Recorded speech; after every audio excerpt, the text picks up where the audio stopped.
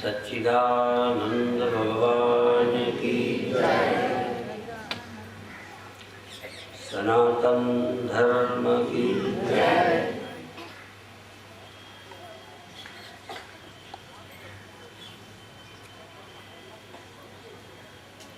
क्रिया, भाव और विचार,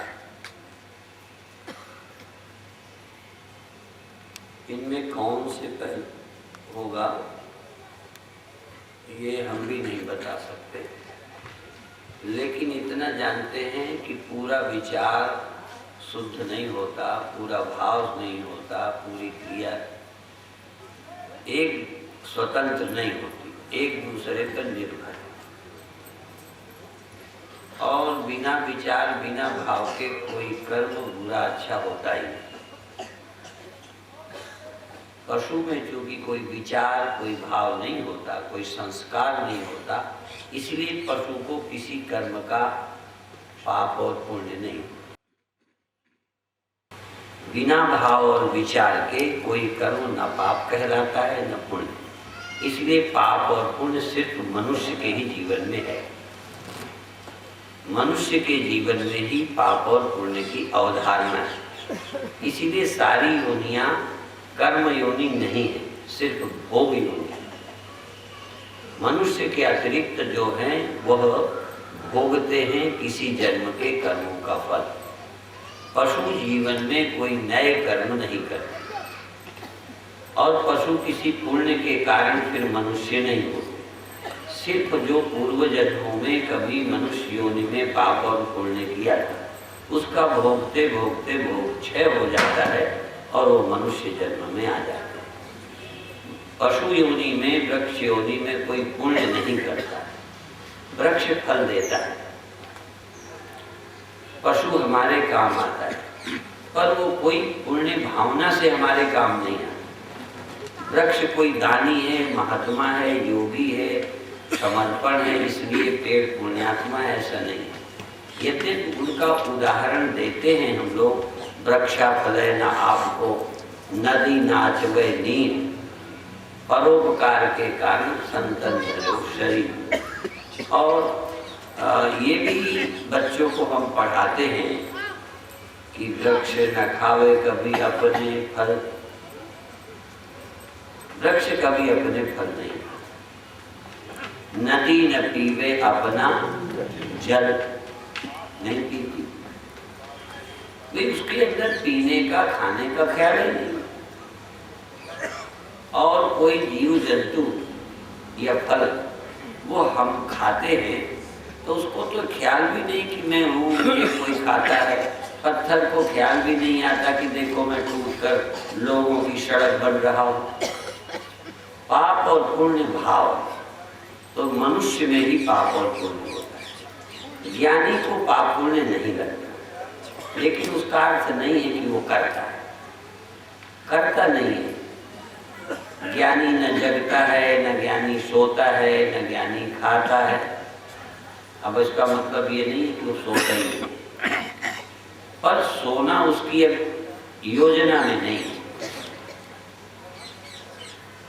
उसके प्रति कोई उसके अपने निर्णय नहीं, तो सहज प्रकृति के नियम से सोता है, जगता है।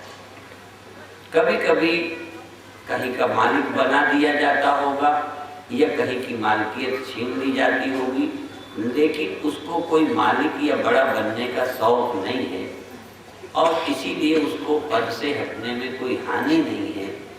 इसलिए वहाँ प्रारब्ध भी नहीं है। प्रारब्ध तब तक है जब तक हम भोगते हैं। जिनको बड़े होने की लालसा है, फिर उनको पद मिले तो उन्हें लगेगा पूर्व जन्मों के पुण्यों का फल मुझे मिला है, मेरा प्रारब्ध अच्छा है। क्योंकि इच्छा थी। वैसे तो उल्टा भी हो सकता है, जैसा कि मैंने सुना है कि दोहा याद नहीं है कि जब रूठे करता संत को आश्रम जाजात अधिकार तब मिलता है जब विधाता रूठ जाए। तुम कहते हो इनके बड़े पुण्य, इनको आश्रम मिल गया। क्योंकि तुम्हारी खोपड़ी में मिलना अच्छी बात है, इसलिए तुम कहोगे ये स्वामी जी का बड़ा प्रारब्ध अच्छा है, बड़ा। तो इनको ये तभी चीजें मिलती हैं जब प्रारब्ध खोटा हो। और या तो ये कहो कि कुछ मिले, न उनका खोटा प्रारब्ध है न उनका अच्छा प्रारब्ध ही। प्रारब्ध तो वो ममता अहंकारियों का होता है। मान लो किसी का जवान बेटा नहीं रहता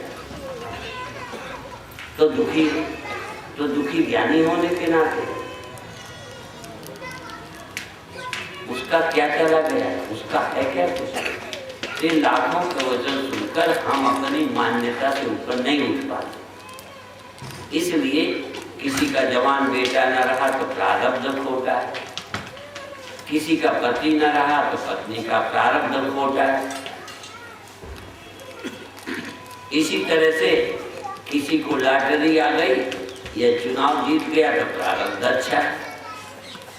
माने अच्छा और बुरा, पाप और पुण्य ये उन्हीं के मस्तिष्क की उपज है जो अज्ञानी है।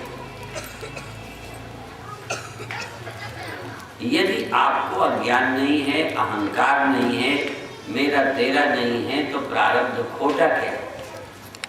वो मैं भी उसमें शामिल हूँ। यदि मुझे कोई सफलता बहुत परेशान करती है तो कहीं न कहीं लेश अविद्या भी है। कई बार मूला विद्या नष्ट हो जाती है तो भी तूला विद्या रहती है। वो तूला विद्या भी पूर्व संस्कारों के अनुसार है। बहुत वैराग्यवान जब ज्ञान को प्राप्त होता है और कम वैराग्यवान जब ज्ञान को प्राप्त हो जाता है तो बाद में ज्ञान के अनंतर फर्क मिलता है। जब ज्ञानी का अज्ञान निवृत्त हो जाता है तब भी सूक्ष्म शरीर और स्थूल शरीर दो निवृत्त हो जाते हैं। फिर ध्यान दें, 3 शरीर हैं, स्थूल शरीर, सूक्ष्म शरीर और कारण शरीर, अर्थात अज्ञान। अपने स्वरूप का अज्ञान ये कारण शरीर है और उससे उत्पन्न हुआ सूक्ष्म ये मन, अंतःकरण, ये सूक्ष्म शरीर, और ये जो है मोटा ये स्थूल शरीर है। ज्ञान होने पर 2 शरीर किसी के निवृत्त नहीं होते मृत्यु तक। ज्ञान होने पर भी 2 शरीर, स्थूल शरीर और सूक्ष्म शरीर, ये निवृत्त नहीं होते। ये इस जन्म के प्रारब्ध को भोग कर या इस मृत्यु पर्यंत रहते हैं और वो सबके कम ज़्यादा और अलग अलग होते हैं। उनके संस्कार भी कम शुद्ध अधिक शुद्ध होते हैं। पूर्व प्रवृत्ति संस्कार जैसे होते हैं वो संस्कार और स्थूल 2 बने हैं। इसलिए ऐसे लोगों को संस्कार के अनुरूप कुछ सुख दुखादि होते हैं। अज्ञान अर्थात कारण शरीर निवृत्त हो गया है। उसको यदि मैं वही उदाहरण दोबारा देता हूँ तो वो रिपीटेशन बहुत होता है, पर एक बात ही समझ सकते हो कि अज्ञान निवृत्त होने का मतलब दोबारा जन्म नहीं होगा। पर इस शरीर रहते भूख प्यास लगेगी, ज्ञानी कितना हो जाए लगेगी, कोई रोग आदि हो जाएगा तो कष्ट होगा। और पूर्व संस्कार बस यदि कोई छोटी मोटी आदतें हैं तो वो भी जल्दी नहीं जाएंगी। जैसे हमको अपनी जन्मभूमि की याद, यहाँ पाप पुण्य का सवाल नहीं है, याद है, हमें अपना पुराना नाम याद है, हमें अपने माता पिता की भी याद आती है। दुख होता है नहीं कह रहा, चिंता होती है नहीं कह रहा, याद आती है। अपने पूर्व जन्म में वो पूर्व समय पर जिस जाति के हम अपने को जान गए थे या मान लिया था, अभी भी पूछो तो हमें याद आ जाएगी। हम कितने भाई थे, कितनी बहनें थीं, नहीं थीं, घर बहुत साधारण था, गरीब थे, ये सब याद आ जाएगा। माने इस जन्म के संस्कार और स्मृति नष्ट नहीं होती। एक चीज हटाई है, मेरा है, मेरा नहीं है। ये भी है कि वो हमारे पिता का ये नाम था। यद्यपि देह मैं नहीं हूँ, पिता भी मैं नहीं हूँ, ये भी ज्ञान से मालूम हुआ है। राम का जन्म नहीं हुआ पर राम की जन्मभूमि है, अयोध्या है, उनके पिता का नाम है और परमार्थतः राम ब्रह्म है। व्यवहार से दशरथ पुत्र हैं, कौशल्या के बेटे हैं, उनके भाई हैं, उनके रहने का संस्कार है। माता पिता को, गुरु को प्रणाम करते हैं, ये संस्कार उनमें है। ज्ञानी न होने वाले भी करते हैं और ज्ञानी होने वाले भी करते हैं, पर ज्ञानी पुण्यात्मा हो जाएगा, इससे स्वर्ग मिल जाएगा, इसलिए नहीं करता। वो तो जन्म ही नहीं चाहता, बल्कि जन्म मरण का भ्रम तोड़ने में लगा है कि यदि अध्यास रहेगा तो मेरा जन्म होगा। इसलिए ये ख्याल में ही न रहे मेरे, या इनको मैं सच्चा न मानूं, ये सब झूठे लगने लग जाएं। जैसे स्वप्न सच्चा लगता है, जगने पर झूठा लगता है, ऐसे मेरे सोच काल में, विचार काल में सब झूठा लगे, सब मिथ्या लगे। वास्तविक जन्म नहीं, वास्तविक मृत्यु नहीं, वास्तविक प्रारब्ध नहीं, पर चूंकि अज्ञान काल में ये दृढ़ हो गया था, अज्ञान काल में ये दृढ़ था, इसलिए उस संस्कार को खत्म होने में टाइम लगेगा। थोड़ी देर आपको दौड़ा दिया जाए, दौड़ने से या उस समय डर के दौड़े, या लोभ लालच में दौड़े, या खेल कूद में दौड़े, उस समय दौड़ने का प्रयोजन था। और दौड़ने में आपके या भय से दौड़े, आपका हृदय धड़कने लगा। आपका धड़केगा कि नहीं? बोलो। अच्छा, सबका बराबर धड़केगा? हाँ, धड़कन पैदा हो गई। अब ब्लड प्रेशर देखने के लिए दौड़ाते ही हैं, न मैदान में दौड़ाते हैं तो पटरे पे दौड़ाते हैं, मुझे भी दौड़ा चुके। तो दौड़ाते दौड़ाते 10 मिनट तक पहले थोड़ा धीमा दौड़ाया, फिर और तेज दौड़ाया, फिर और तेज दौड़ाया, फिर लेटा दिया। तो मशीन लगावे न लगावे, मुझे मालूम पड़ता था धक धक धक धक धक। मशीन तो बताती है, वो उससे सही नापेंगे, हम नाप नहीं बता पाएंगे, लेकिन धड़कन है। और उस धड़कन को अब देखो लेटा दिया, आराम कराया, दौड़ना बंद, पर धड़कन बंद। जो धड़कन पैदा हुई है उसको शांत होने में टाइम लगेगा। तो जो हम वासना के कारण दौड़े थे, जो वासना में अंधा होकर के मनमानी करते थे और वासना की पूर्ति के लिए शरीर बने थे, हम ही बने थे, कुछ भोगने के लिए बने थे। अब समझ गए अब भोगना नहीं है तो भी शरीर है, तो अब भोगना तो पड़ेगा। चूंकि ज्ञान हो गया है तो आगे जन्म नहीं होगा, पर भोगना पड़ेगा। पेड़ में चढ़ जाओ तो चाहे उतरो आराम से, चाहे कूदो और चाहे गिर पड़ो, 3 में तो एक होना ही होना है। आंधी चल जाए तो गिर पड़ोगे, डाल टूट जाए गिर पड़ोगे। तुम डाल पकड़कर कूद सकते हो और तुम आराम से उतर सकते हो, पर चढ़ गए हो। इसी तरह तुम देह में आ गए हो, देह छूटेगा और जब तक देह रहेगा इसके धर्म रहेंगे। पहली बात, जहां तक आचरण की बात है, वो अलग अलग स्तर पर कही गई है कि कर्म कैसे होंगे, कैसे नहीं होंगे। ये भी कहा है यदि आचरण वैसे ही बने रहें तो जानवर में और ज्ञानी में क्या फर्क है। ये हम अपनी नहीं, शास्त्र की कहते हैं। और ये भी कहते हैं कि यदि कर्म का कर्ता बना रहा तो ज्ञानी कैसे, अभी भी कर्ता, अभी भी भोक्ता, तो अज्ञानी है। इसलिए मुख्य बात यह है कि तुम्हें ज्ञान हुआ कि नहीं हुआ। अच्छा, क्या कर्म होंगे, क्या न होंगे, दुख होगा कि न होगा, कौन कौन विकार न रहेंगे, ये एक पक्ष है। पर यदि हो या न हो, तुम ज्ञान हुआ है कि नहीं हुआ, इस पर यदि हम प्रश्न करें तो माने बातें आपको दिमाग में आ गई हैं, टेप हो गई हैं, तो ज्ञानी हो गए। मेरा जोर इस बात पर है कि संशय विपर्य रहित तुमको ज्ञान है। जैसे घड़े को ये ज्ञान हो जाए कि मैं मिट्टी हूं, ये तो हो गया ज्ञान, लेकिन घड़े का आकार अभी खत्म नहीं हुआ तो टूटेगा। कोई ये कहे ये ज्ञानी है तो टूटे ना तो मैं जानूं, ये हो ही नहीं सकता। और मैं ये कहता हूं मिट्टी भी चाहे कि ये घड़ा ना नष्ट हो तो होगा। माने परमात्मा भी बचाना चाहे तो नहीं बचा सकता।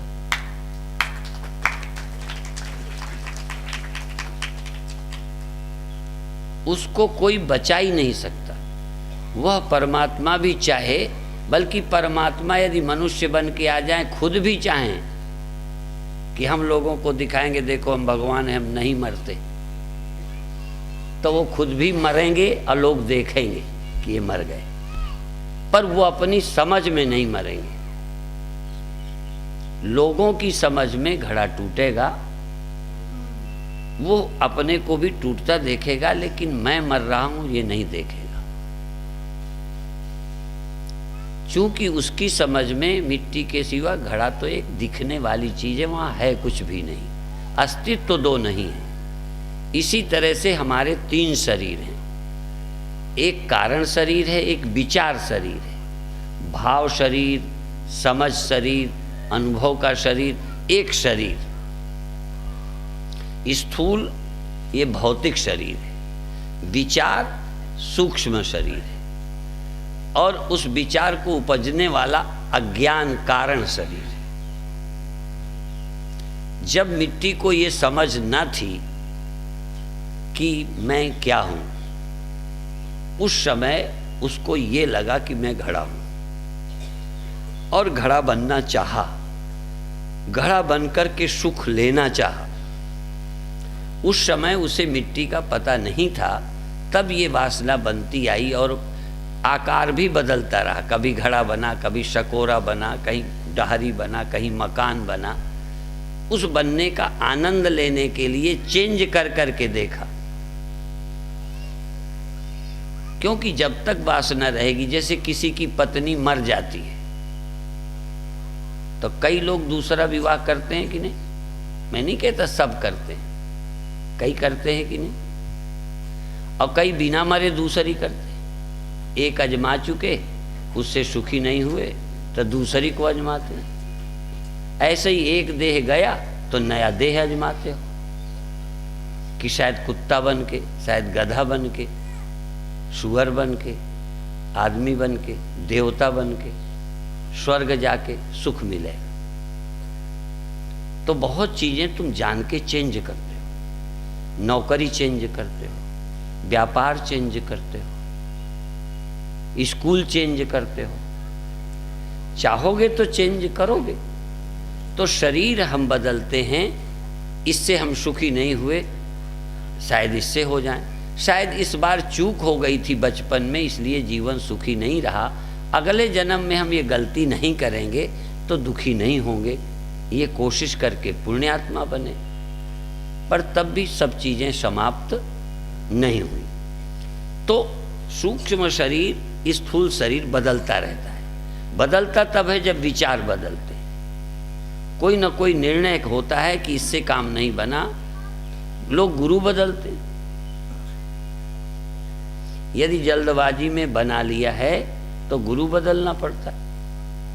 यानी हम चूक गए, प्रचार देखा, भीड़ देखी तो हम भी चेला बन गए।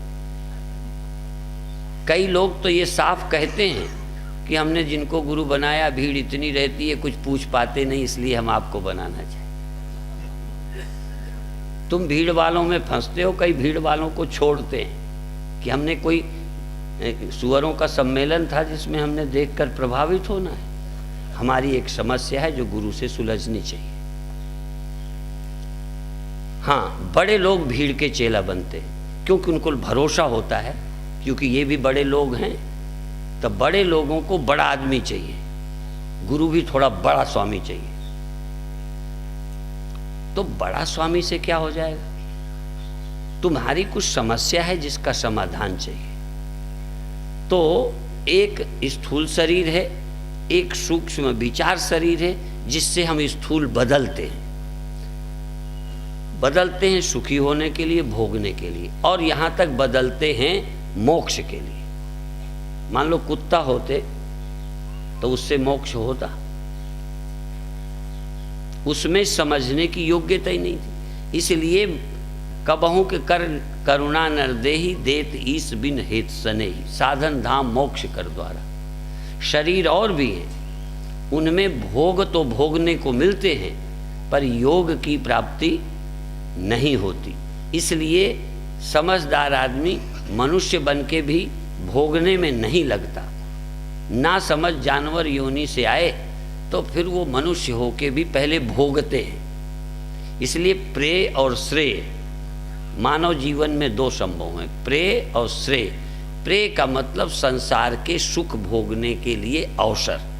इसलिए जो गलती करते हैं ना समझ, गरीब रह गए, जुआ खेला, हार गए, फिर दुखी हुए, तो समझदार धन भी प्राप्त करते हैं, स्वास्थ्य भी प्राप्त करते हैं, सुख भी भोगते हैं, खाने का भी, खाने का सुख, स्त्री पुत्रादि का सुख, अन्य सुविधाओं का सुख।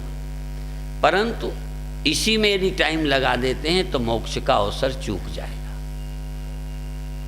बुरा नहीं है, भोगना स्वाभाविक प्रवृत्ति है। जैसे बीज से वृक्ष स्वाभाविक पैदा होता है, तो आप कहोगे जब स्वाभाविक पैदा होता है तो पैदा होने की प्रक्रिया समाप्त हो सकती है कि नहीं? हो सकती है। धान का छिलका निकाल दो तो प्रकृति ही चेंज हो गई। आप पेट में थे तब आपके बढ़ने की प्रक्रिया नाड़े द्वारा होती थी, माँ के पेट से। बाहर आते ही प्रक्रिया बदल गई, मुंह से खाने लगे। तो बीज के उगने की प्रक्रिया भी नेचुरल है। फिर बीज से वृक्ष बन जाता है, वृक्ष से फिर बीज बन जाता है, नेचुरल। उसमें न पेड़ का पुरुषार्थ है न बीज का है। बीज स्वाभाविक वृक्ष में बदल जाता है, वृक्ष स्वाभाविक बीज में बदल जाता है, और ये चक्र चलता रहता है। परंतु यदि इसमें सुख न समझ आए, इसमें हमें मोक्ष नहीं मिलता, तो हम धान का छिलका हटा सकते हैं। वो हटा दें तो वो जो जन्म मरण की एक प्रक्रिया है यंत्रवत स्वाभाविक, वो बंद हो जाएगी। वैसे चाहो तो बंद नहीं होगी। धान को बचाए रखे रहो तो वो उगने का स्वभाव समाप्त नहीं होगा। अपने आप वृक्ष समाप्त हो जाएगा, अपने आप बीज समाप्त नहीं होगा। शरीर अपने आप समाप्त हो जाएगा, और सूक्ष्म शरीर भी वासनाओं के अनुसार बदलेगा। स्थूल निर्णय बदलेगा तो शरीर बदलेगा, वासना बदलेगी तो शरीर बदलेगा। तुम मोक्ष चाहोगे तो मनुष्य का शरीर मिलेगा, केवल भोग चाहोगे तो कहो मनुष्य का शरीर ना मिले, क्योंकि अन्य जगह मिल जाएंगे। कितने बार हम बता चुके हैं कि पुण्यात्मा घोड़ा भी बन सकता है, अच्छी सेवा होगी। वो लद्दू वाले नहीं, लद्दू घोड़ा नहीं, इक्के के घोड़ा नहीं, वर्जिया। मनुष्य सेवा करेगा, और बने तुम गधा और घोड़ा हो, सेवा मनुष्य करेगा। कितने भाग्यशाली। बाप की सेवा नहीं करेगा, घोड़ों की करेगा। तुम्हारे कुत्ते बहुत महंगे, इतना तो आदमी महंगा नहीं है भारत में, फ्री बिक जाता है। कुत्ता खरीदो 10,000 20,000 का, 40 लाख का, 40 लाख का। चलो वो तो मैंने कभी इसका धंधा तो किया नहीं, इसलिए मुझे पता नहीं। बड़े बड़े लोग करते हैं, वही जानते हैं कुत्तों की कीमत। और कुत्ते की कीमत जानते जानते कहो आगे चल के कीमती वो भी हो ही जाए, क्योंकि गाय की सेवा करना नहीं, कहीं बैल बनना पड़े। अब वो करते करते वासना और उनकी स्वतंत्रता, उनकी मुक्ति, तुम यदि आनंद और सुख से कसो जरा, तो हमारे सेठों को थोड़ा चिंता होगी, सेठ के कुत्ते को बिल्कुल नहीं। जरा ईमानदारी से लौंपना, इसमें मैं व्यंग नहीं करता, सच्चाई बता रहा हूँ। बड़ा से बड़ा आदमी चिंता से ग्रस्त है, और मेरे समझ में तुम्हारे घर का वो 20,000 10 वाले की चिंता तुम करोगे, कुत्ते को चिंता ही नहीं। ये वेलरी हैं, विदेशी हैं, वहाँ तो इनका बड़ा स्वागत है। किनका? कुत्तों का। बड़ी महिमा है।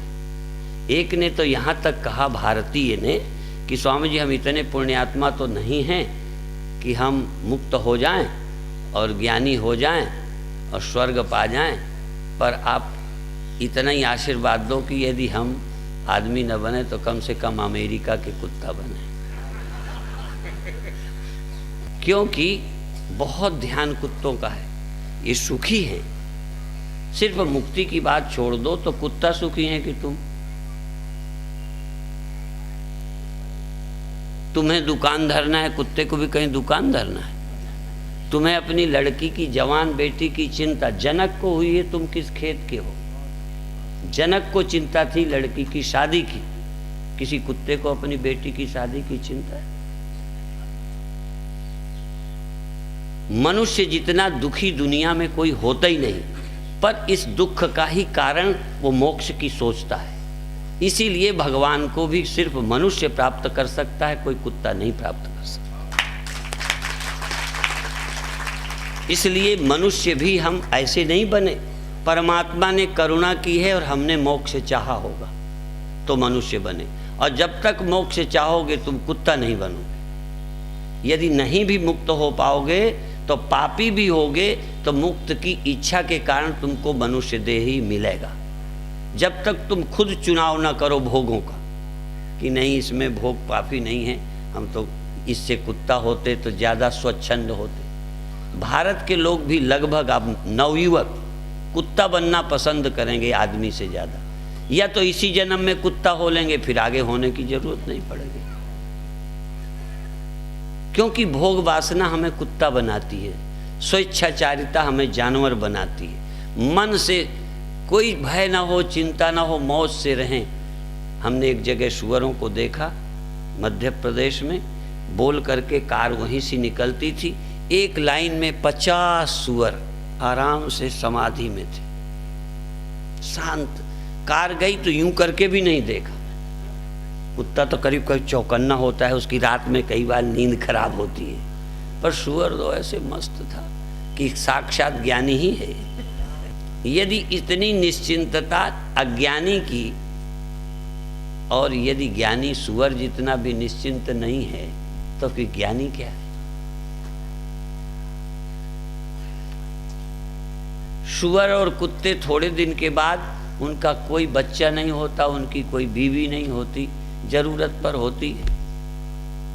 इतना मोही, इतना चिंतित जानवर नहीं है।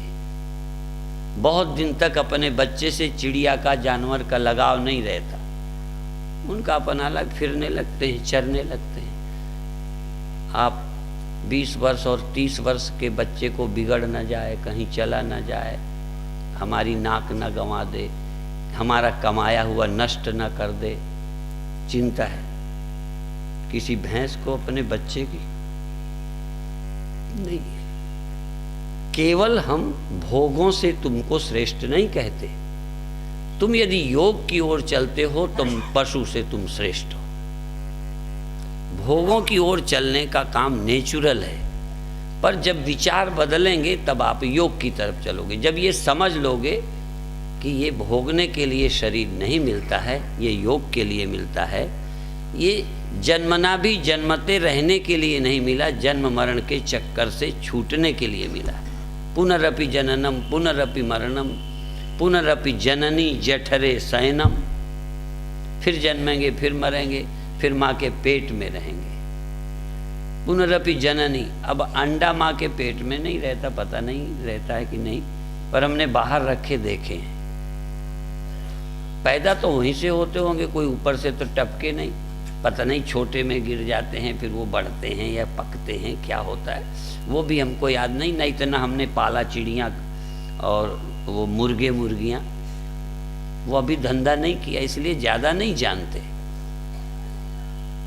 और फिर कभी कभी तो अपने ही मन को समझना बड़ा मुश्किल है कि कब हमारा मन क्या चाहने लगता है, और जो चाहते हैं उसी तरह। गुस्सा होते हैं तो हमारी आंखें लाल हो जाती हैं, गुस्सा होते हैं तो होठ फड़कने लगते हैं, गुस्सा होते हैं तो हमारा हाथ उठ जाता है। जो हम चाहते हैं हमारे अंग हमारे सहयोगी बन जाते हैं, और जो हम इससे ना पूरा कर पाएंगे तो अगले जन्म में वैसा शरीर प्राप्त करेंगे जिससे हमारी वासना पूरी हो। और जब वासना फिर अधूरी रह जाएगी फिर पूरी करेंगे, और वासना पूरी करने से कभी पूरी होती नहीं है। इसलिए फिर हम भोगों से उपराम होकर ब्रह्मलोक लो भोग जो, चाहे सबन को त्याग, वेद अर्थ ज्ञाता मुनि कहता ही बैराग। अच्छा, मान ज़्यादा आपको मनुष्य होकर मिलेगा कि जानवर होकर? देखो, मान चाहने वाला भी मनुष्य बनता है, क्योंकि गधे का मान है कि नहीं है, दर्द तो वो जानता है, मान आन को ज़्यादा नहीं जानता। अब देखो, जितना आप हमारे पैर छूते हो ना, तुम्हें हमारा थोड़ी ख्याल है, तो हम भी अपने प्रारब्ध को भोगते हैं। सच है ये, तुम्हें कल्पना भी नहीं होगी कि प्रणाम से हमें कितनी परेशानी होती है। हमारे संकल्पों को, हमारे स्वाभाविक निसंकल्पता को कई बार तो परोसने वाले हमें चैन से नहीं खाने देते। मेरा मन करता है कि एक एक ग्रास आराम से खाऊं, चबा चबा के खाऊं, कभी कभी तो एक ग्रास लेके आंख बंद करके आनंद में खाऊं। तुम कहोगे एक और समझिए, एक और। तो मुझे तो ऐसे सावधान रहना पड़ता है जितना युद्ध में दुश्मन से, इतना परोसने वालों से सावधान रहना पड़ता है। आप सोचते भी नहीं होंगे कि पता नहीं कब चार और डाल दें, कब लगता है और डाल दें। विशेष करके जहाँ पहले कोई कह दे कि आप छोड़ देना, फिर तो मैं मस्ती से खाता हूँ, चाहे आप सारी रसोई रख दो आके। पर जहाँ मुझे खाना पड़ेगा, छोड़ने में भी नाक कटती है मेरी। छोड़ूं तो आफत। साधु हो के ऐसे बर्बाद करते हैं। गरीब देश में जन्मे तो हमको छोड़ने की आज़ादी हो फिर बुरा नहीं लगता, नहीं तो बुरा लगता है। तो मनुष्य के जीवन में समस्या ही समस्या है, और थोड़ा समझदार के जीवन में और समस्या है। ना समझ आदमी कम दुखी है, चला जाएगा जेल में, चला जाएगा। अपन तो जेल के नाम से डरते हैं। हम अपने ड्राइवरों को समझाते रहते हैं कि तुम ऐसी मत चलाओ, तुमको तुम्हारी तो कोई इज्जत है नहीं। स्वामी जी, एक पुलिस वाला कहते ऐसे चलाते हो? अब वो हम बैठे हैं, यदि बुरा बोले, साले तुम्हें गाड़ी की तमीज नहीं, कहाँ खड़ा करते? तो उसको तो लगी नहीं, हम ही को लग जाए। कोई जलूस हो, बच्चे स्कूल से छुट्टी में हो, किसी की और कार जाती। आज भी एक पुलिस वाला, जरा पुलिस वाला था, कौन था, जरा मोड़ पर ऐसे देख रहा था हमारे ड्राइवर को। हमारे का मतलब जिस गाड़ी में हम थे।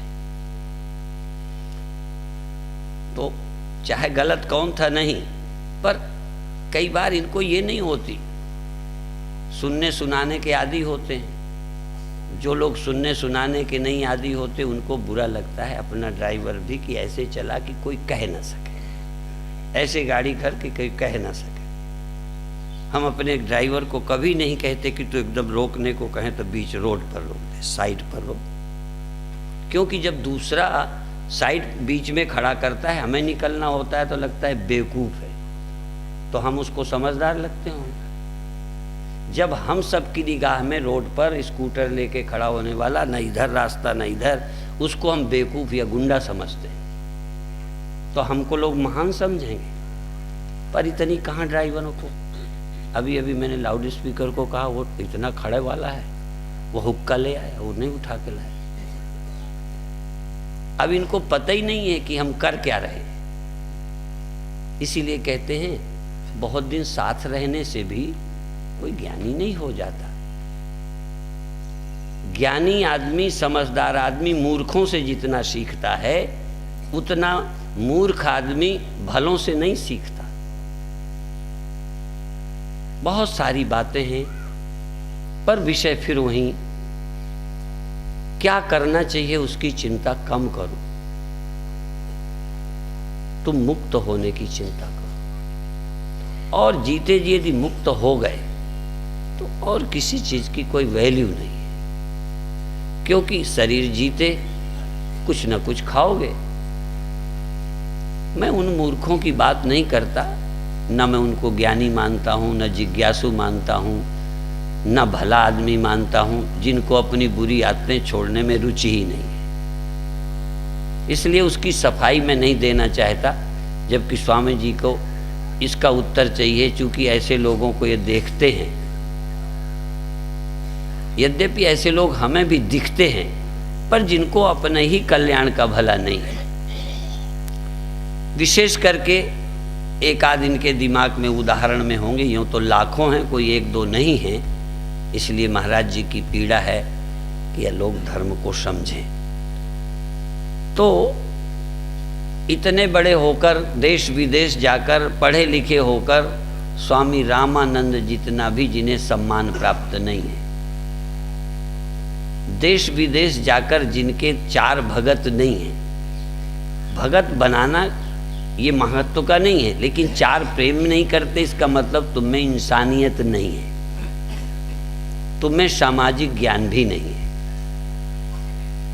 नहीं, क्यों सफल नहीं होते? अभी आज एक महात्मा आए थे सुबह, शायद कल आए थे, कल ऋषिया है क्या, वो सिरसिया, भक्तों के साथ है, कार 4-6 भगत, कुछ बहुत जानते नहीं हैं पर संत हैं। तो संत होना अपने आप में बड़ी ऊंची बात है। केवल संत हो, कितना जानता है नहीं दुनिया देखती, आपका प्यार बोलचाल, ज्यादा दूसरों के पीछे नहीं पड़ना है, किसी की ज्यादा पीछे पड़ना सुधारने के लिए भी दुश्मनी समझो, दोष देखना भी मना किया है, उससे अपना चित्त बिगड़ता है। और फिर वही कहूं, आत्मा के अज्ञान से हम व्यक्ति हैं, अलग हैं। प्रातःकाल कमरे में जहां रहते हैं, चर्चा संतों की आपस में चली, अहंकार क्या है।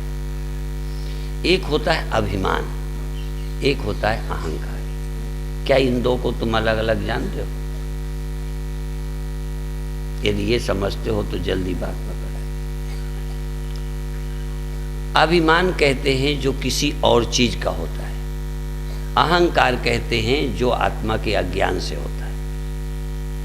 अहंकार केंद्रीय है, अभिमान बाहर से जुड़ा है, धन का है, पद का है, प्रतिष्ठा का है, कला का है, गुणों का है, वो अभिमान होता है। और कुछ भी ना हो तब भी अहंकार होता है, कोई सफलता नहीं, चलो हीन ही भावना होती है, वो भी तो अहंकार है। मैं परमात्मा से अलग हूँ, मेरा भी कोई अस्तित्व है, मैं अपने लिए मरूं, अपने लिए लड़ूं, अपने लिए सुखी बनने के लिए ये करूं वो करूं, ये सब अहंकारी है। अहंकार से तुम्हारा अपना अस्तित्व लगता है। जैसे बुलबुला पानी से अलावा अपना अस्तित्व समझता है, दूसरे बुलबुलों का समझता है, मैं इतना हूं, जरा बड़ा हो जाऊं, छोटा ना हो जाऊं, ये हमारा नुकसान न करें। ये हमारा जो अलग हम है, अलग हम, मेरा अलग मैं, सेपरेट, पर्सनल, इंडिविजुअल ईगो, ये है। और मैं धनी हूँ, इंडिविजुअल पहले हूँ तब मैं धनी हूँ। वैयक्तिक मेरा अलग अस्तित्व है तो ये मेरा है,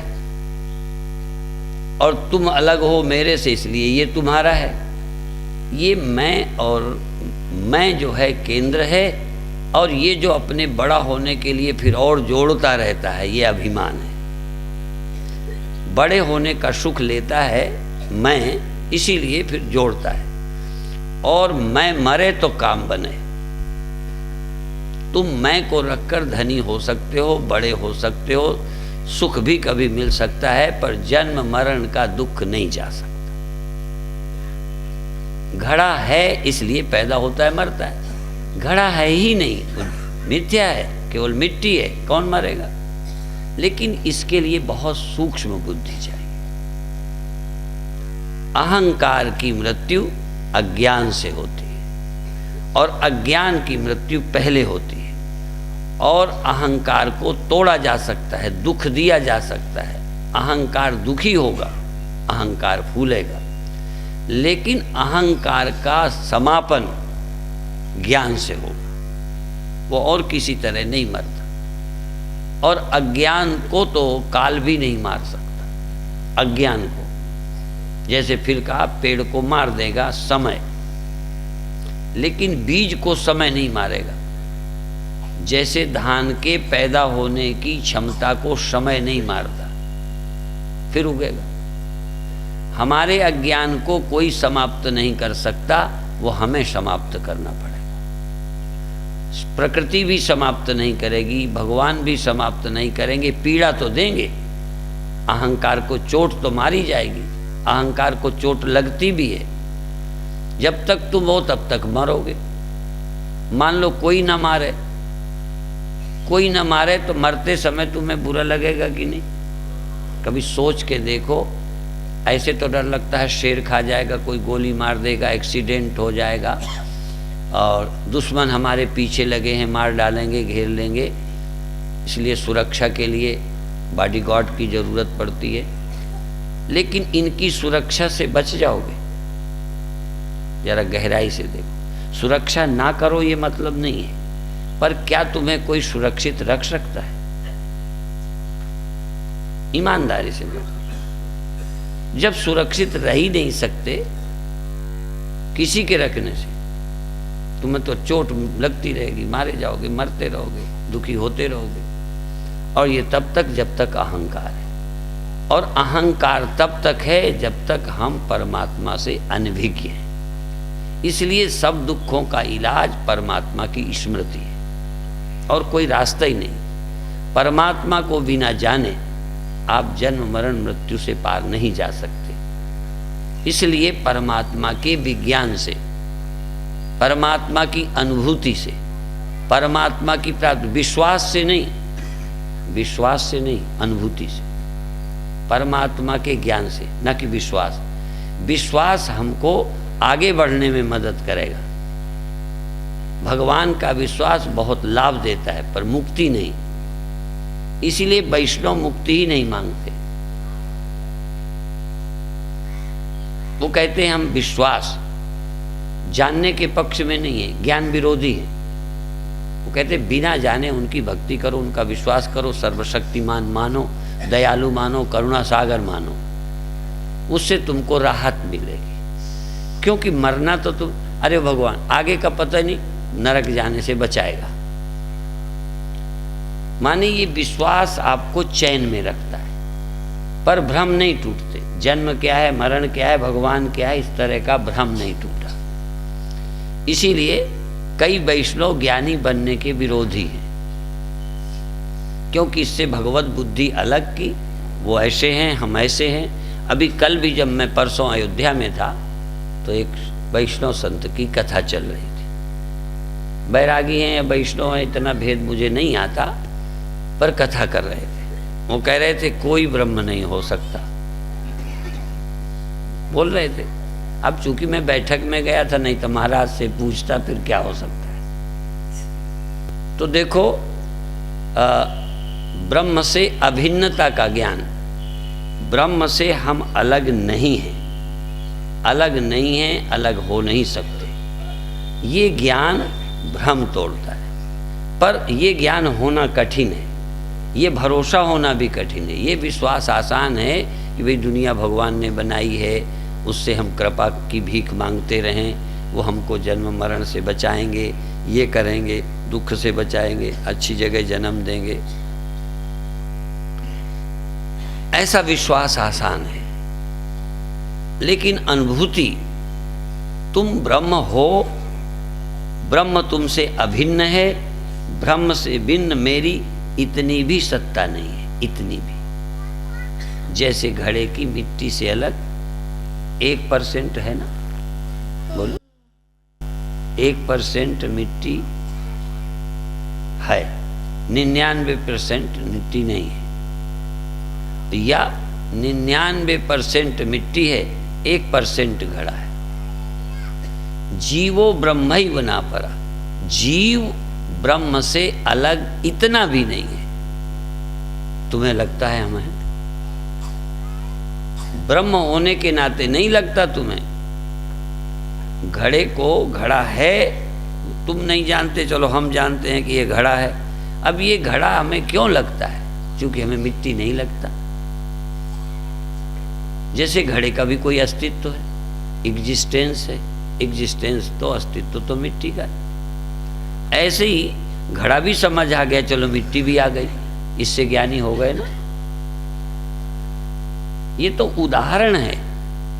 बहुत जगह क्या हुआ, मैं गुरुदेव के साथ था तो एक दिन पहले बार जब मुझे टाइम मिला तो जितने पुराने महात्मा से उनसे सबसे अच्छा मैं बोला।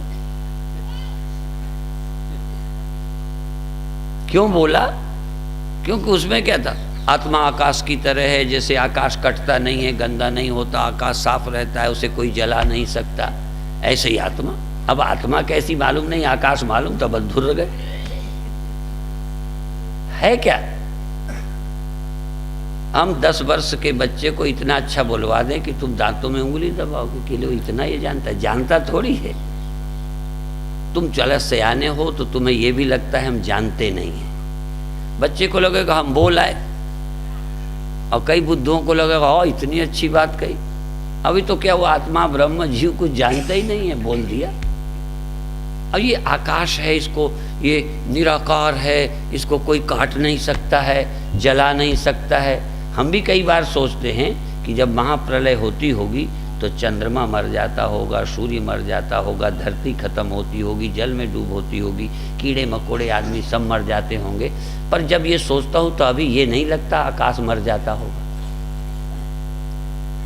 अभी तक मैं सोचता हूँ तो ये नहीं लगता आकाश मरता होगा, और सब मरते होंगे, आकाश रहता होगा। क्योंकि उसको मारोगे कैसे, और मार के बचाओगे क्या?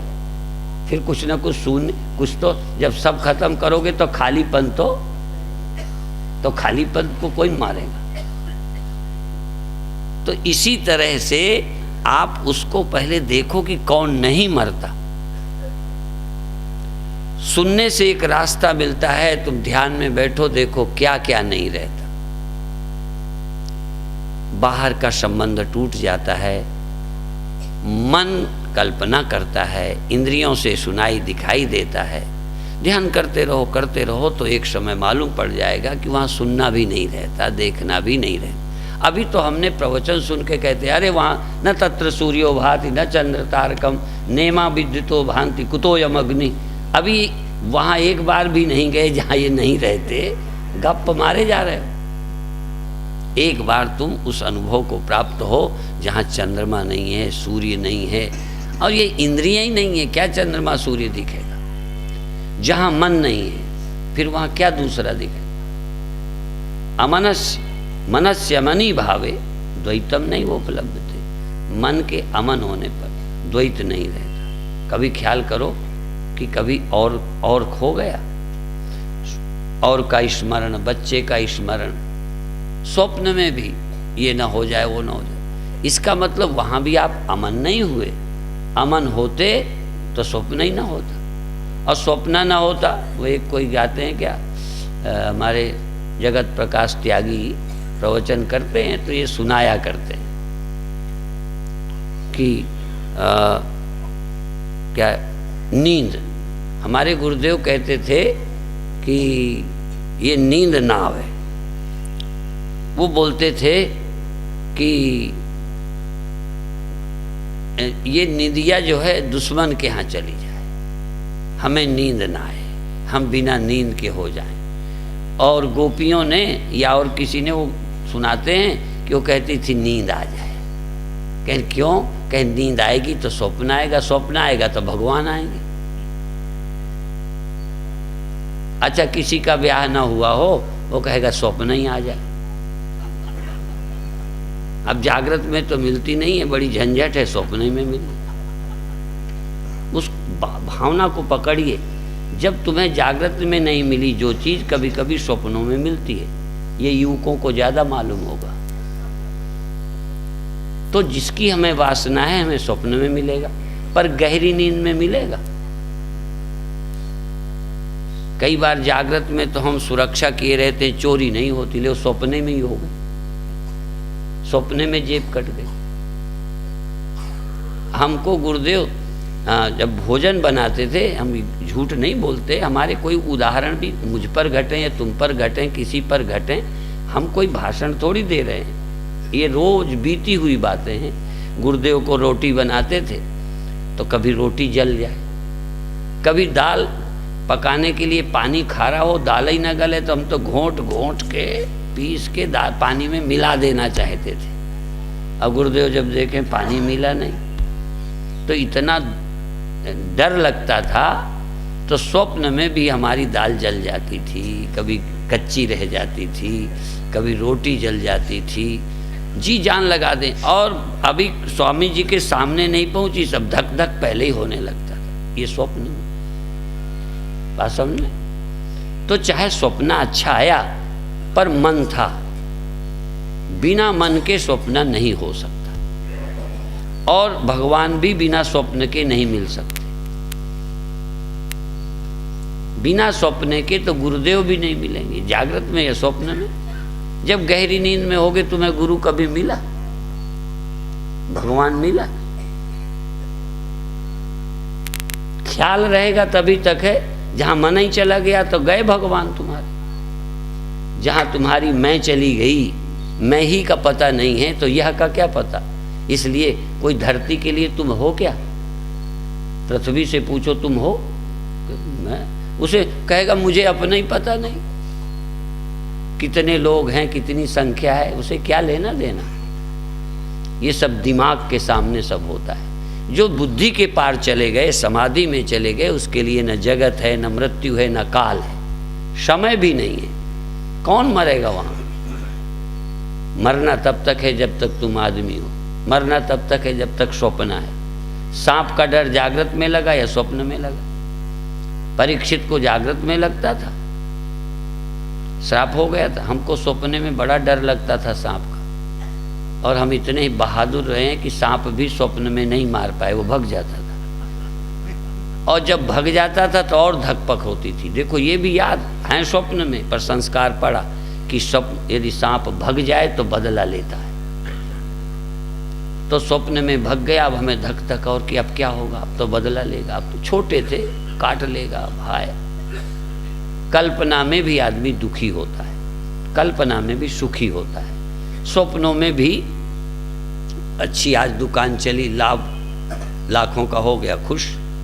आज कोई ग्राहक नहीं आया, दुख। स्वप्न में तो दुख सुख क्या है? मनोराज्य। जन्म मरण क्या है? मनोराज्य। एक बार मनोराज्य को पार कर जाओ, केवल सुनो नहीं, कभी निधिध्यासन करो कि कोई और नहीं है और स्वप्न है। ये जितना दिखाई देता है, देखिए सुनिए गुनिय मन माही, मोह मूल परमार्थ नहीं। ये परमार्थ में नहीं है, माने परम सत्य नहीं है, व्यवहार मात्र में है, परमार्थ नहीं है। अब परमार्थ का शुरू में हम अर्थ ही नहीं जानते थे। जैसे कोई दान पुण्य किया, इसको मानते थे परमार्थ, अच्छा व्यवहार किया, ये परमार्थ। राम ब्रह्म परमार्थ रूपा, राम परमात्मा है परमार्थ से, व्यवहार से एक मनुष्य है। अंतःकरण के नाते वो भी एक जीव है, वो भी एक जगते हैं, वो भी सोते हैं, वो भी दशरथ पुत्र हैं, पिता को प्रणाम करते हैं, अपने पिता माता का सम्मान करते हैं, गुरुओं का सम्मान करते हैं। तो शरीर उनका भी सदा नहीं रहता है ना। और अंतःकरण के तल पर सदा जागे या सदा सोए नहीं रहते। हम भी सदा सोए नहीं रहते, हम भी सदा जागे नहीं रहते। और एक भी महात्मा मिलाओ हमको जो सदा सोया रहता हो या सदा जागा रहता। आपके गुरु तो जागे रहते, क्योंकि तुम्हारे गुरु में जो खूबी है वो और किसी गुरु में है ही नहीं। ये जो विशेष तुम्हें मानने की आदत है, ये ठीक है कि हर एक को अपनी ही पत्नी प्रिय लगनी चाहिए, क्योंकि दूसरे की प्रिय लगने से व्यभिचार पैदा होगा। सबको अपने पिता पर श्रद्धा होनी चाहिए, सबको अपने गुरु पर जब तुम ये कहते हो मेरे ही गुरु ऐसे हैं, तब जरा अच्छा नहीं लगता। ये बेईमानी मालूम पड़ती है, झूठ मालूम पड़ता है। तुम्हें अपने पत्नी पर इतना प्यार हो कि उर्वशी भी तुम्हें अच्छी न लगे, स्वर्ग से अप्सराएं आ जाएं तो तुम्हें लगे हमारी जैसी नहीं है, आपका मन ना भटके। ऐसे ही आपको गुरु से इतना प्यार होना चाहिए, इतनी सच्ची श्रद्धा कि तुम्हारा मन भटके नहीं। इसी तरह से फिर निष्ठा का प्रश्न है। जिस निष्ठा में आप हो उसी निष्ठा को इतनी पक्की करो कि और कुछ जरूरत न मालूम पड़े। और हमारा ब्रह्म ज्ञान मुख्य है। हम लोग ये मानते हैं कि जो कुछ भी है, मन है तो सोएगा, इंद्रियां हैं तो कमज़ोर होती हैं, शरीर है तो बूढ़ा होता है, कब तक इनको अपन बचा लेंगे। इसलिए हम उस सत्य को जाने जहाँ काल का प्रभाव नहीं पड़ता, समय का। हम तो अपनी बेवकूफ़ी बताएं तो आप आश्चर्य करेंगे, हम काल समझते थे जैसे खा जाने वाला कोई जीव होता है, मगर काल कोई और चीज़। समय और काल का भेद हम नहीं जानते थे, अब समझ आया कि समय और काल एक ही चीज़ है। समय हर चीज़ को नष्ट करता है, कोई बाघ नहीं है, कोई मगर नहीं है, कोई सांप नहीं है। समय सबको खा जाता है। जिसको समय नहीं खाता उसको महाकालेश्वर बोलते हैं, उसे कालातीत बोलते हैं, उसे अकाल पुरुष बोलते हैं, उसको निराकार बोलते हैं, जन्म मरण रहित बोलते हैं। वो है, पर जन्म मरण रहित तुम्हें नहीं मिला। तुम्हें जन्मने मरने वाले मिले, गुरु भी वही वाले मिले, भगवान भी वही वाले मिले। न मरने वाला, न पैदा होने वाला भगवान से हमारा कोई परिचय ही नहीं। ये नहीं कि विश्वास कर लो तो विश्वास कर लो स्वामी जी कभी बूढ़े नहीं होंगे, कभी नहीं स्वामी जी ऐसा मत बोले। बोलें क्या ना बोलें, झूठ बोलें क्या? यदि मैं नहीं मरूंगा तो मैं क्या हूं? आप जान के बोलो ना कि आप क्या हो जो नहीं मरोगे। गुरुदेव क्या हैं तुम्हारे? यही नहीं मरेंगे। तो गुरुदेव कुछ ना कुछ हैं जो नहीं मरते, गुरुदेव कुछ हैं जो नहीं सोते, गुरुदेव हैं कुछ जो नहीं जन्मते, गुरुदेव हैं जो कर्म जाल में नहीं आते। वो क्या हैं उसी को समझना है, उस कालातीत को जानना। विचार करो, ये आखिरी बात है कि 3 अवस्थाएं होती हैं, गप नहीं। जैसे बच्चा पैदा होता है, फिर बड़ा होता है, फिर जवान होता है, फिर बूढ़ा होता है, फिर समाप्त होता है। ये गप है ना, ये देखा है ना, इसमें कोई तुम इससे असहमत तो नहीं हो। इसी तरह से हम जगते हैं, सोते हैं, सपने होते हैं, अभी भी होते हैं। लेकिन इसके अलावा भी कोई है क्या जो नींद के अलावा है, स्वप्नों के अलावा है, जगने के अलावा है? और उदाहरण में तो समझ जाओगे। सूर्य है, शीशा है, शीशे में रिफ्लेक्शन है, रिफ्लेक्शन मुड़ता है, इधर उधर को भी होता है, रिफ्लेक्शन होता है, रिफ्लेक्शन सो जाता है, रिफ्लेक्शन स्वप्न देख लेता है। 3 चीजें। लेकिन सूर्य क्या है? अब यहाँ तो चूंकि हम हैं तो देखते हैं सूर्य है, रिफ्लेक्शन है। यदि सूर्य और रिफ्लेक्शन के अलावा कोई ना हो, अर्थात आत्मा और रिफ्लेक्शन, तो आत्मा को कौन देखेगा? एक रिफ्लेक्शन हो गए, जागृत स्वप्न सुषुप्ति, एक सूर्य हो गया जिसके रिफ्लेक्शन है। तो तुम रिफ्लेक्शन हो या सूर्य हो? तुम आभास हो या साक्षी हो, तुम हो रहा है वो हो कि जिसके कारण हो रहा है वो हो, इतना जानना है। इसके लिए आपको बहुत एकाग्रता चाहिए। और ये मैं व्यक्ति का उत्तर नहीं देता। कभी ये ख्याल आया है कि मैं जगता नहीं हूं? जगना होता है, झूठ नहीं है। फिर ध्यान देना, सूर्य का रिफ्लेक्शन होता है, रिफ्लेक्शन लय हो जाता है, मेरी जागृत अवस्था होती है, नींद होती है, ये बिल्कुल झूठ नहीं है। लेकिन यहाँ एक ऐसा है सूर्य की तरह जो रिफ्लेक्शन के होने न होने पर भी रहता है।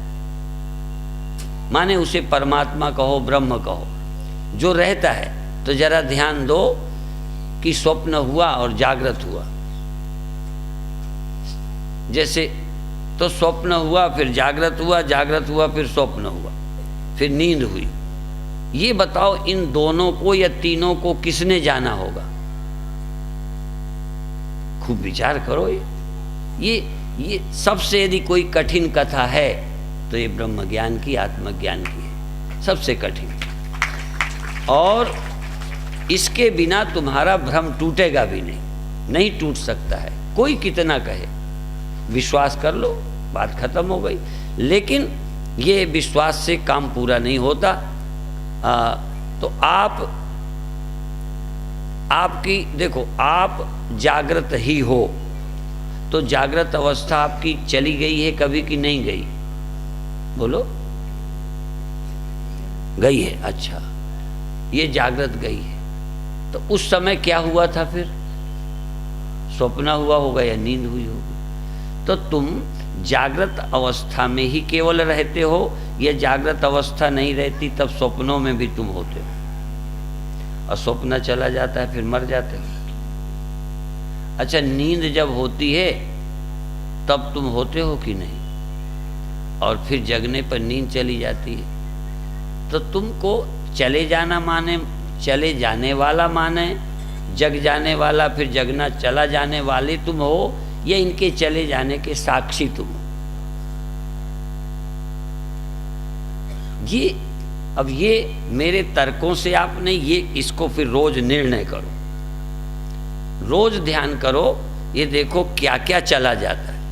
या तो इन चले जाने वालों की याद करो रोज, कि नींद रही कि गई, स्वप्न गया कि रहा, और तुम स्वप्न के समय जो थे जग जाने पर रहे या खत्म हो गए। ये जगना किसी और को पता चला, स्वप्न किसी और को, सुषुप्ति किसी और को, कि तीनों के साक्षी तुम हो, या और कोई नाम रख लो उसे। ये साक्षी ही के सामने तीन हुए हैं या किसी और के सामने? जैसा कि मैं समझाता हूँ कि मिट्टी की एक गोली बनाओ और गोली को फिर चपटी कर दो, तो गोली हुई है, तुम मत बताना, क्योंकि वहाँ दो ही हैं, एक होने वाला, एक है। तो गोलाई किसके समय रही? पर मिट्टी के समय रही। मिट्टी में एक कमी है, वो साक्षी नहीं है। मिट्टी सत तो है पर चित नहीं है। मिट्टी के रहते गोलाई रही, मिट्टी गोलाई की साक्षी नहीं है, तुम बताते हो। और इसी तरह से चपटी हो गई, तो चपटी किसके समय रही? स्वतंत्र रही है किसी के सहारे, और जिसके सहारे रही उसी को चपटापन दिखा होगा कि पड़ोसी को? यहाँ तुम्हें पड़ोसी हो, यही गड़बड़ है। क्योंकि मिट्टी जड़ सत्य है और गोलाई कल्पित झूठी है, इसीलिए चपटापन, इसी तरह लंबापन। अब जरा देखो, तुम मिट्टी हो और तुम्हारे रहते जागृत हुआ है। अब देखो, तुम मिट्टी की तरह सत्य हो लेकिन चेतन सत्य हो, इसलिए तुमने जागृत को जान लिया। और फिर इसके बाद स्वप्न आया। स्वप्ने को बार बार सोचो, तुम्ही ने जाना है या तुम जब गैर हाजिर हो गए तब आया है? स्वप्न कब आया? जब तुम गैर हाजिर थे। तो कोई तो गैर हाजिर हुआ है, हाँ, जागृत गैर हाजिर हुआ है तब स्वप्न आया, और स्वप्न गैर हाजिर हुआ है तो नींद आई है। जब तुम गैर हाजिर हुए तब ये आए। इसको एक बार नहीं, बार बार विचार करो, श्रवण करो, मनन करो, निधिध्यासन करो। और जब तुम ये जान जाओ कि ये होने वाला सचमुच होता है, पर ये माया से होता है, प्रकृति से होता है, गुणों से होता है, ये होता है, पर ये नंबर 2 है। नंबर 2 है गोला, नंबर 2 है चपटा, नंबर 2 है लंबा। मिट्टी नंबर वो है, वो है, वो है, ये होता है, ये होता है और जाता है। तो जो जो होता है और जाता है वो माया मात्र है, और जो सदा है वो गुणातीत है। अब तुम ये देखो कि तुम होते हो या गुणातीत हो, तुम होते हो या साक्षी हो, तुम सदा हो या थोड़ी देर हो। और जो इतने बार होने पर भी नहीं मरा, वो फिर कुछ भी होवे नहीं मरेगा, क्योंकि ऐसा नहीं है कि अभी तो नहीं मरा, बाद आगे क्या होगा। इस बार इस जन्म में तो घड़ा वड़ा बने और मरे, अब पता नहीं अगले जन्म में जब घड़ा बनेंगे तो बचेंगे कि मरेंगे। अभी तो हम जिंदा हैं। मिट्टी को ख्याल है कि जब तक घड़ा है मैं जिंदा हूँ, घड़ा न रहेगा तो पता नहीं मैं रहूँगी कि नहीं। जैसे अभी तुम हो, अभी तो जिंदा हो ना, कि अभी मर गए हो? अभी जिंदा हो, आगे पक्का है। जो शरीर और जागने के कारण जिंदा समझता है, इसी को जिंदा समझता है, तो ये तो मरा। जो स्वप्नों के कारण जिंदा है वो मरा। जिंदा तो सचमुच वो है जो कभी पैदा ही नहीं होता, कभी मरता ही नहीं है। और ये गीता में है ना, न जायते मृते वा कदाचिन नायम भूत्वा भविता वा न भूया अजो नित्यः शाश्वतोयम पुराणो न हन्यते हन्य माने। ये गीता में लिखा है ना, तो ज्ञान हो गया ना। यदि इतना पढ़ने ही का नाम गीता और ज्ञान होता तो फिर साधना की क्या जरूरत। इसलिए ये जब तक तुमको क्लियर ना हो जाए, और फिर तुम मृत्यु के समय भी देखो क्या न रहेगा। अभी से निर्णय करो क्या न रहेगा, तुम न रहोगे। सोने के पहले पूछो, नींद आएगी, जागृत जाएगा, तुम भी चले जाओगे। ये जागृत नहीं रहेगा, या तो कहो रहेगा, जागृत अवस्था रहेगी ना आपकी। तो जब ये नहीं रहेगी तो तुम नहीं रहोगे। जब देह का ख्याल भी नहीं रहेगा, जागृत अवस्था न रहेगी, बहराइच का पता भी न रहेगा, तब भी तुम मरे हो क्या? और ये तुम मरकर सोचोगे क्या? ये मरने के बाद विचार करोगे। यह विचार इसी जागृत अवस्था में मनुष्य देह में ही करना है। ये विचार गधे के देह में नहीं होगा। भोग मिलेंगे, और इस जन्म में भी यदि जिज्ञासु नहीं हो तो और सब कुछ मिलेगा, सिर्फ परमात्मा नहीं मिलेगा, सत्य नहीं मिलेगा, उसका स्मरण नहीं होगा। इसलिए तुम भाग्यशाली हो। इस पर जोर दो, इस पर जोर दो कि हमें परमात्मा का पता चल गया, ये विश्वास है। अपरोक्षानुभव है, ये विश्वास है। इसके बाद क्या करना होगा क्या न करना होगा, अब हम भी किसी से पूछते नहीं हैं। हम एक बात को क्लियर करने में लगे रहते हैं कि हम हैं कौन। यही हैं क्या? ये मन ही है क्या? अज्ञान से जो हमने कल्पना खड़ी कर रखी है, यही हम हैं क्या? और तुम यदि इस बात में स्पष्ट हो गए तो फिर बाद में अपने आप इतनी सूक्ष्म बुद्धि वाला व्यक्ति धीरे धीरे अपने आप सुलझता जाता है। और कैसे भय आ जाता है, कैसे चिंता आ जाती है, कैसे क्रोध आ जाता है, क्यों आ जाता है, ये सब बात क्लियर हो जाती है। एक बार इस बात पर भी गहरा विचार करें। समय अधिक हो गया है, अभी यहीं समाप्त करते हैं। हाँ, तो ये कठिन तो पड़ता है हमारा ये विषय, पर देखो जहाँ भोजन में खीरे खीर लोग नहीं खाते, कुछ चटनी भी खाते हैं, कुछ रोटी भी खाते हैं। अच्छा, आपका पेट किससे भरता है? चटनी से। पर चटनी से रोटी खाने में मजा आता है, बस इतना फर्क है। अब कुछ हो न हो, सूखी रोटी खानी पड़े तो जरा गले के नीचे नहीं उतरती। हाँ, हमने पानी के सहारे खाई है। गुरुदेव के समय हमने 1.5 साल दाल सब्जी नहीं खाई, पानी में सूखी रोटी भिगो के खाई है। हाँ, पर उस समय हमने कोई इस त्याग से नहीं खाई। हमें गुरुजी से लगन थी, कुछ समझने का मन था, तो सूखी रोटी भी हमको बुरी नहीं लगती थी। ऐसे ही यदि आपको जानने की रुचि है तो सूखी रोटी भी अच्छी लगती है, क्योंकि समझना है।